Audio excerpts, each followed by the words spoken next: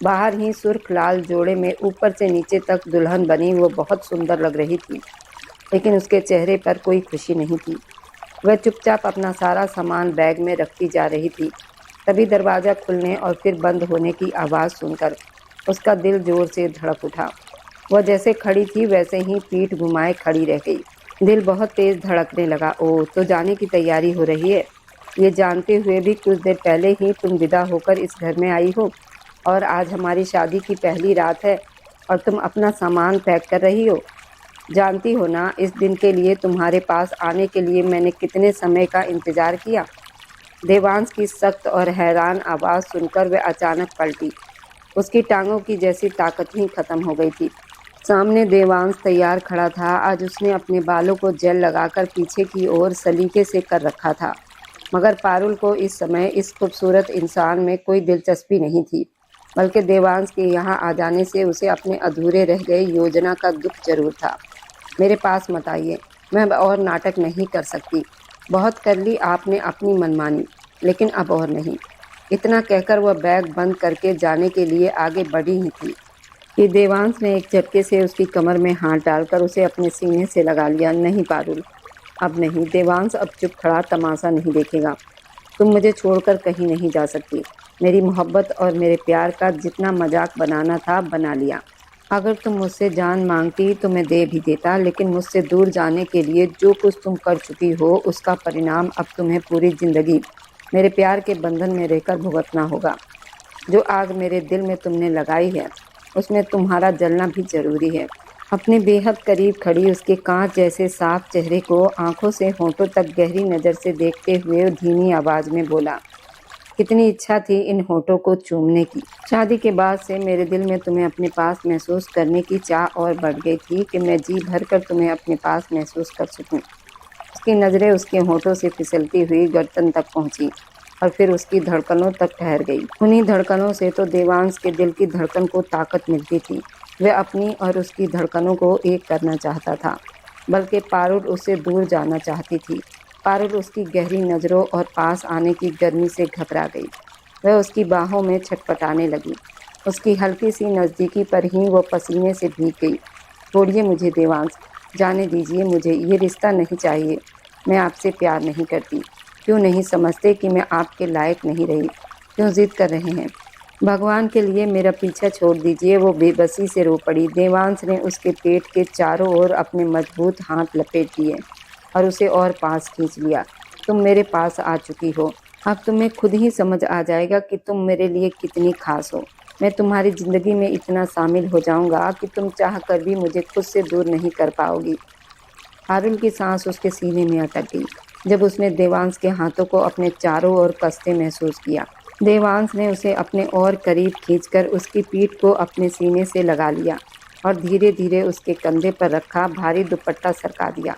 पारुल ने गहरी सांस लेते हुए उसे खुद से दूर करने की कोशिश की, लेकिन वह उसकी कोशिश को नाकाम करते हुए उसके कान के पास झुक गया और उसके कान में पहनी बालियों को हल्के से छू लिया, जिससे पारुल की धड़कनें बिखर गई। देवांश ने अचानक उसके नाजुक शरीर को अपनी बाहों में भर लिया, जो डर से कांप रहा था। नहीं नहीं, प्लीज। अपने ऊपर झुकते उसके चौड़े सीने को देखकर पारुल ने कांपती आवाज में कहा, लेकिन देवांश ने झुककर उसके होठों को अपने होठों में कैद कर लिया और जैसे पागलों की तरह उसे चूमने लगा। डर से पारुल ने उसके कंधे को कसकर पकड़ लिया। देवांश ने उसके होठों को छोड़कर उसकी गर्दन पर अपने होठ रखे और उसे और कसकर सीने से लगा लिया। उसके चेहरे पर अपने प्यार की हल्की बारिश करते हुए उसने उसके माथे पर सजी मांग टीका को छुआ और फिर धीरे से अलग होकर उसके माथे को चूम लिया। फिर उसके कानों की बालियां निकालते हुए उसने वही किया। इस सब के दौरान पारुल बहुत घबरा गई थी। वह सांस रोके उसके सीने से लगी खड़ी रही। जब देवांश के गर्म होठ उसकी नाक में पहने छोटे से मोती के पास पहुंचे तो पारुल तड़प कर चिल्लाई, छोड़िए मुझे। मैं इस रिश्ते को नहीं मानती जिसे जबरदस्ती जोड़ा जाए। वह उसे धक्का देकर दूर हुई और अपने होठों को छूने लगी। ये देखकर देवांश का खून खौल उठा। उसने उसे फिर से खींचकर अपने पास लिया और उसके होठों पर झुककर सख्त आवाज में बोला, खबरदार, अगर अगली बार मेरे छूने को मिटाने की कोशिश की तो तुम्हारे शरीर के हर हिस्से पर ऐसे निशान छोड़ूंगा कि तुम खुद आईने में देखने से भी झिझकोगी। गुस्से में उसे बिस्तर पर धक्का देकर वह गहरी सांस लेते हुए अपनी शर्ट उतारने लगा। पारुल बिस्तर पर लेटी फूट फूट कर रो रही थी।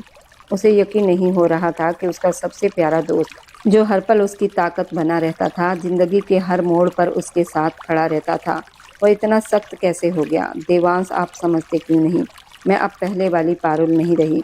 उस रात के हादसे के बाद मैंने जो हर पल दर्द सहा, जो अपनापन और अकेलापन झेला है, वह सिर्फ मैं ही जानती हूँ। समय की बेरहमी ने मेरी आत्मा को गहरे घाव दिए हैं। आपको उसका अंदाज़ा भी नहीं है। आपकी कोई भी बात मेरे घाव को भर नहीं सकती। आप समझते क्यों नहीं? मैं अंदर से टूट चुकी हूँ। मैं आपको कोई खुशी नहीं दे सकती, वह कमज़ोर आवाज़ में बोली। उसकी बात सुनकर देवांश तड़प उठा। उसने मुट्ठियाँ भींची और उसके पास आकर उसे कंधों से पकड़कर अपने पास खींच लिया और धीरे से उसे गले लगा लिया। दुनिया जो भी कहे, मुझे अपनी पारुल, अपने प्यार पर भरोसा है। वह आज भी मेरे लिए उतनी ही पवित्र है जितनी पहले थी, साफ और बिना किसी दाग के। मुझे पता है जो हुआ वो बहुत दर्दनाक था, लेकिन एक हादसे की वजह से तुम अपनी और मेरी दोनों की ज़िंदगी बर्बाद नहीं कर सकती। तुम मेरी मोहब्बत हो, मेरे जीने की वजह हो। तुम्हारे अलावा मैं किसी और के बारे में सोच भी नहीं सकता। तुम ही मेरा सुकून हो और तुम ही मेरी शांति। पारुल, तुम मेरी मोहब्बत पर भरोसा क्यों नहीं करती? उसके कांपते शरीर को अपनी बाहों में भरते हुए वो पूरे हक और प्यार से बोला, चले जाइए। भगवान के लिए मेरी हालत पर दया कीजिए। मुझे आपकी हमदर्दी नहीं चाहिए, आपका साथ नहीं चाहिए। वे चक्कर खाते सिर को पकड़ते हुए मुश्किल से बोली, मैं अब कहीं नहीं जाने वाला। सारी ज़िंदगी अब तुम्हारे पास, तुम्हारी बाहों में मोम की तरह पिघलते हुए खुद को ख़त्म कर देना चाहता हूँ। उसकी हालत देखकर वह उसे और भी कसकर अपने पास खींच लिया। उसकी सांसों की गर्माहट और बहके हुए अंदाज को महसूस करते ही पारुल जैसे होश खो बैठी और उसकी बाहों में ढीली पड़ गई। देवांश के चेहरे पर चिंता फैल गई। उसने उसके नाजुक शरीर को अपनी बाहों में उठाया और बिस्तर की ओर बढ़कर धीरे से उसे लिटा दिया। उसके कोमल शरीर को अपने पास देखकर उसके दिल में भावनाओं का तूफान उठने लगा। दिल बार बार उसे बाहों में भर लेने को मचल रहा था, लेकिन इससे पहले कि उसका सब्र टूट जाता, वह तुरंत उठकर बाथरूम की ओर चला गया। अनिल शर्मा उन लोगों में गिने जाते थे जिन्होंने मेहनत, लगन और ईमानदारी से अपनी सफलता हासिल की थी। शहर के एक अच्छे मध्यम परिवार से उनका संबंध था। घर में किसी चीज़ की कमी नहीं थी। उनकी अपनी एक मल्टीनेशनल कंपनी थी और साथ ही कुछ बड़े होटल भी थे। उनकी पत्नी नीता शर्मा बहुत सुलझी और शालीन स्वभाव की महिला थी और उनका एक ही बेटा था, देवांश शर्मा।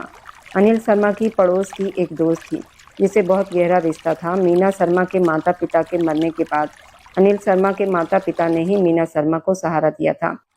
मीना की शादी राघव मलिक से हुई थी। शादी के कुछ समय के बाद जब वो देवांश 5 साल का हुआ तो मीना को भगवान ने चांद सी प्यारी बेटी दी जिसका नाम पारुल रखा गया। पारुल बहुत ही प्यारी और मासूम थी। देवांश को तो जैसे एक खिलौना सा मिल गया था। वह हर दूसरे दिन अपने पापा अनिल शर्मा से जिद करता कि उसे पारुल से मिलने मलिक विला जाना है और उसके साथ खेलना है। दोनों बच्चों में बहुत प्यार और गहरी समझ थी। समय धीरे धीरे बीतता गया और उसके साथ देवांश और पारुल एक दूसरे के और करीब आते गए। पारुल को तो इसका एहसास ही नहीं हुआ था, लेकिन देवांश को जरूर समझ आ गया था कि वह उससे प्यार करने लगा है। पारुल अपनी हर छोटी बड़ी खुशी और दुख उसी से साझा करती थी। देवांश उसका सबसे प्यारा दोस्त था जो उसकी हर खुशी का ख्याल रखता था। सब कुछ बहुत अच्छा चल रहा था कि एक दिन बहुत शांति से देवांश ने अपने दिल की बात अपने पापा अनिल शर्मा से कह दी। अनिल शर्मा के दिल में भी ये इच्छा पहले से ही थी, इसलिए वे तुरंत अपनी दोस्त मीना शर्मा के घर चले गए। पारुल उन्हें बचपन से बहुत प्यारी थी और उन्हें इससे ज़्यादा खुशी और क्या होती कि वह उनके घर देवांश की दुल्हन बनकर आए। मुझे कुछ नहीं पता, मुझे पारुल अपने देवांश के लिए चाहिए, अनिल शर्मा ने राघव मलिक से कहा। तो सबके चेहरे मुस्कुरा उठे। राघव मलिक हंसते हुए बोले, अरे इतनी भी क्या जल्दी है, अभी दोनों बच्चे ही तो हैं, थोड़ा समय बीत जाने दो, फिर इस बारे में बात करेंगे। देवांश अभी पढ़ रहा था और पारुल अभी सिर्फ 18 साल की है। अभी उनकी उम्र ही क्या है। शादी की बात तब करेंगे जब दोनों अपने फैसले खुद लेने के लायक हो जाएंगे। ये सुनकर देवांश चुपचाप सिर झुकाकर खड़ा हो गया। अनिल शर्मा हंसते हुए बोले, अरे उससे क्या पूछ रहे हो, मुझसे पूछो। मैं अपनी बेटी की खुशी जानता हूँ। पारुल इस रिश्ते के लिए ज़रूर राजी होगी और वो मेरे देवांश की ही दुल्हन बनेगी। ये सुनकर सब हंस पड़े और पारुल सलमा रसोई में चली गई। देवांश ने तब राहत की सांस ली। कुछ समय के बाद एक सुंदर शाम परिवार के बड़ों की मौजूदगी में पारुल और देवांश की शादी कर दी गई। ये शादी अभी सिर्फ उनके रिश्ते को एक बंधन देने के लिए थी और विदाई उनकी पढ़ाई पूरी होने के बाद तय हुई थी। पारुल राघव मलिक की आंखों का तारा थी और अनिल शर्मा का गर्व भी थी। देवांश उसे दीवानों की तरह प्यार करता था। उसकी ये दीवानगी देखकर पारुल कभी कभी उससे बचने भी लगती थी, लेकिन सच ये था कि वह भी दिल ही दिल में उससे बेहद प्यार करती थी। दोनों परिवार में खुशियां ही खुशियां थी। तभी एक मनहूस दिन आ गया जब राघव मलिक इस दुनिया को छोड़कर चले गए और मीना और पारुल अकेली रह गई। जिंदगी अचानक बदल गई। उनके घर पर जैसे अंधेरा छा गया। उस मुश्किल समय में देवांश ने ही पारुल को संभाला। वह हर समय उसके साथ रहता, उसे हिम्मत देता। धीरे धीरे पारुल और उसकी माँ मीना ने खुद को संभाल लिया, लेकिन समय के साथ नीता शर्मा के स्वभाव में थोड़ा बदलाव आने लगा। एक दिन उन्होंने अपने पति अनिल शर्मा से कहा, जब से राघव भाई नहीं रहे सब कुछ बदल गया है। उनका कारोबार भी कर्ज में डूब गया है। अब उन माँ बेटी के पास देने को क्या रह गया है। ये सुनकर अनिल शर्मा हैरान रह गए। उन्होंने कहा, भगवान की कृपा है, हमारे पास सब कुछ है, हमें किसी से कुछ नहीं चाहिए। और तुम कैसी बातें कर रही हो, वह लड़की हमारे बेटे की खुशी है। ये कहकर वो वहाँ से चले गए। उसी समय नीता शर्मा की जिगरी दोस्त शालिनी वहाँ आ गई। उसने सारी बात सुन ली थी। वह बोली, देख लिया ना, मैं पहले ही कहती थी कि अपने देवांश जैसा हीरा को उस लड़की से मत जोड़ो। अब देखो उनके पास कुछ भी नहीं बचा। नीता शर्मा बोली, क्या करूँ शालिनी, देवांश उसी से प्यार करता है और अनिल जी भी उसकी तरफदारी करते रहते हैं। तभी शालिनी की बेटी माही भी वहाँ आ गई। शालिनी चालाकी से मुस्कुराते हुए बोली, अभी भी समय है, उस पारुल से पीछा छुड़वाओ और अपने देवांश की शादी मेरी माही से करवा दो। नीता शर्मा परेशान होकर बोली, लेकिन ये कैसे हो सकता है, देवांश पारुल को कभी नहीं छोड़ेगा। शालिनी मुस्कुराकर बोली, तुम बस देखती जाओ, मैं ऐसा खेल खेलूंगी किसी को पता भी नहीं चलेगा। उधर पारुल अपने कमरे में रोते रोते थक गई थी। तभी दरवाजे पर हल्की दस्तक हुई। उसने दरवाज़ा खोला ही था, किसी ने उसे खींचकर अपनी बाहों में भर लिया। वो देवांश था। पारुल घबरा गई और बोली, ये क्या कर रहे हैं देवांश, कितनी बार कहा है ऐसे हरकत मत किया करो, अगर मम्मी ने देख लिया तो क्या सोचेंगी। देवांश मुस्कुराते हुए बोला, तुमसे दूर रहना मेरे लिए बहुत मुश्किल है पारुल। एक दिन जब तुम पूरी तरह मेरी हो जाओगी ना, तब तुम्हें कहीं जाने नहीं दूंगा। ये कहते हुए उसने उसके माथे को चूम लिया। पारुल उसकी बाहों में कुछ पल खड़ी रही, फिर अपने कमरे में आकर बिस्तर पर गिर गई। उसकी आंखें बंद होते ही देवांश का मुस्कुराता चेहरा सामने आ गया। उधर देवांश भी मुस्कुरा था। उसी शाम पारुल कॉलेज से थोड़ी देर से निकली और जल्दी जल्दी बस स्टॉप की तरफ बढ़ने लगी। तभी एक काली कार उसके पास आकर रुकी और दो लड़के उतरकर उसके मुंह पर रुमाल रखकर उसे बेहोश कर गाड़ी में डालकर ले गए। रात हो गई लेकिन पारुल घर नहीं पहुंची तो मीना परेशान हो गई। उन्होंने देवांश को फ़ोन किया। देवांश घबरा गया और तुरंत वहां पहुंच गया। थोड़ी देर में अनिल शर्मा और नीता शर्मा भी वहां आ गए। पूरी रात उन्होंने हर जगह पारुल को ढूंढा, लेकिन उसका कहीं पता नहीं चला। सुबह होते ही जब वो बेहद परेशान बैठे थे, तभी दरवाजे की घंटी बजी। दरवाज़ा खोलते ही सामने पारुल खड़ी थी। अगले ही पल बेहोश होकर गिर पड़ी। देवांश ने दौड़कर उसे संभाला और अपने सीने से लगा लिया। उसके आंखों से आंसू बह रहे थे। उसने उसे कमरे में ले जाकर बिस्तर पर लिटा दिया। मीना भगवान का शुक्र मनाते हुए रोने लगी। करीब 3 घंटे के बाद पारुल को होश आया और सबने राहत की सांस ली। जब उससे पूछा गया तो उसने जो बताया उसे सुनकर सब हैरान रह गए। किसी ने बड़ी हिम्मत करके पारुल को अगवा कर लिया था। उसे एक शाम पूरी रात अपने पास रखा, लेकिन उसे जरा सा भी नुकसान नहीं पहुंचाया। बिना किसी पैसे या मांग के सुबह घर दरवाजे पर छोड़कर चला गया। आखिर वह कौन था जिसने बिना किसी वजह के पारुल को उठा लिया, या फिर शायद गलती से उसे ले गए होंगे और जब सच पता चला तो उसे सही सलामत वापस छोड़ गए। अनिल शर्मा घर आते ही देवांश से यही सब बातें कर रहे थे। वह जो भी था, लेकिन हमारी इज्जत को बहुत ठेस पहुंचा गया है। नीता शर्मा जो अब तक इस पूरे मामले में चुप बैठी थी, अचानक बोल पड़ी। अनिल शर्मा, देवांश ने सख्त नज़रों से उन्हें देखा। ऐसे क्या देख रहे हो आप दोनों मुझे तो इस पूरे मामले में जरा भी सच्चाई नहीं लगती। भला ऐसा कैसे हो सकता है कि कोई लड़की एक शाम पूरी रात घर से गायब रहे और उसे उठाकर ले जाने वाला उसे सुरक्षित वापस छोड़ जाए। मुझे तो लगता है पारुल ने खुद ही कोई कहानी बना ली है। नीता शर्मा गुस्से में बोली। अनिल शर्मा धीरे से बोले, लेकिन पारुल ने जो बताया है वही सच है। वह आज भी पहले की तरह साफ और पवित्र है। ये सुनते ही नीता शर्मा ताना मारते हुए बोली, वाह, उसने कहा और आपने मान भी लिया। क्या उसका हर शब्द सच ही होता है? क्या पता वह खुद किसी के साथ चली गई हो और अब कहानी बनाकर सबको बेवकूफ़ बना रही हो। देवांश गुस्से से बोला, मॉम, भगवान के लिए चुप हो जाइए। आप कहना क्या चाहती हैं? क्या आप ये कहना चाहती हैं कि पारुल ने मुझे धोखा दिया है? नीता शर्मा बोली, तुम्हारे कहने से सच नहीं बदल जाएगा। मान लो इस मामले में पारुल की गलती ना भी हो, लेकिन ये तो सच है कि वो एक शाम पूरी रात किसी अजनबी आदमी के पास रहकर आई है। क्या गारंटी है किसी ने उसे हाथ भी नहीं लगाया होगा? नीता शर्मा की बातों से परेशान होकर देवांश जोर से पैर पटकता हुआ कमरे से बाहर चला गया। दूसरी तरफ पारुल पहले से भी ज़्यादा चुप और उदास रहने लगी थी। एक तरफ सब लोग उसे हिम्मत दे रहे थे और उस पर भरोसा कर रहे थे, तो दूसरी तरफ नीता शर्मा की ठंडी नज़रें, कड़वी बातें उसे अंदर से तोड़ रही थी। वह अपने टूटे दिल को संभाल भी नहीं पाती थी कि नीता शर्मा की बेरुखी उसे और दुखी कर देती थी। इस समय देवांश खुद को बिल्कुल बेबस महसूस कर रहा था। वह लाख कोशिश करता पारुल को अपने प्यार का भरोसा दिलवाए, लेकिन पारुल की गहरी चुप्पी और दूरी खत्म नहीं हो रही थी। आखिर एक दिन देवांश ने फैसला कर लिया और गंभीर आवाज़ में बोला, बस बहुत हो गया, अब मैं पारुल की विदाई मांगने जा रहा हूँ। मैं अपनी पारुल को खुद संभाल लूँगा। उसकी बात सुनकर सब हैरान रह गए। तभी शालिनी आंटी, उनकी बेटी माही, वह भी बैठी थी। शालिनी आंटी बोली, लेकिन बेटा, एक ऐसी लड़की के साथ। इतना सुनते ही देवांश की आंखों में गुस्सा भर गया। वह बोला, पारुल मेरी पत्नी है, मेरी इज्जत है, और अगर किसी ने उसके बारे में एक शब्द भी गलत कहा, मैं किसी की इज्जत नहीं करूँगा। उसका गुस्सा देखकर शालिनी आंटी, माही और नीता शर्मा सब चुप हो गए। उधर जब मीना को देवांश के फैसले के बारे में पता चला तो पारुल घबरा गई और रोते हुए बोली, मम्मी, मुझे अभी विदा मत कीजिए, मैं कहीं नहीं जाना चाहती। मीना ने उसे समझाते हुए कहा, पारुल, एक दिन तो तुम्हें जाना ही है ना, अब वो तुम्हारा घर है। लेकिन पारुल रोते हुए बोली, मम्मी, अब मेरा दिल कहता है कि मैं देवांश के प्यार के लायक नहीं रही।